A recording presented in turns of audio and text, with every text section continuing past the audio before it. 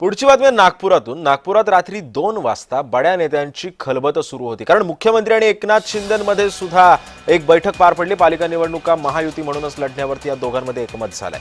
मुख्यमंत्री आणि उपमुख्यमंत्र्यांमध्ये 1.5 तास बंद दाराआड चर्चा झाली। या बैठकीला चंद्रशेखर बावनकुळे आणि रवींद्र चव्हाण सुद्धा उपस्थित होते।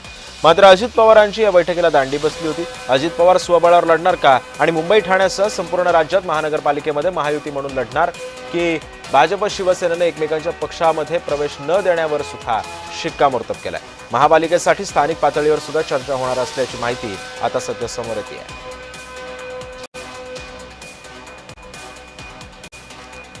शिंदे आणि फडणवीसांमध्ये जवळपास बंद दाराआड 1.5 तास चर्चा झाली।